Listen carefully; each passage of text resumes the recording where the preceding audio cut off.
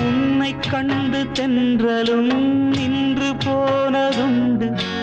உன்னை காண வெண்ணிலா வந்து போவதுண்டு. ஏன் தேவி இன்று நீ என்னை கொள்கிறாய்? முள் மீது ஏனடி தூங்கச் சொல்கிறாய்? உன்னை தேடி தேடியே எந்த நாவி போனது? கூடுதானே இங்கு பாடுது. கூடு இன்று குயிலைத்தானே தேடுது. நான் பாடும் மௌன ராகம் கேட்கவில்லையா? என் காதல் ராணி இன்னும் தூங்கவில்லையா?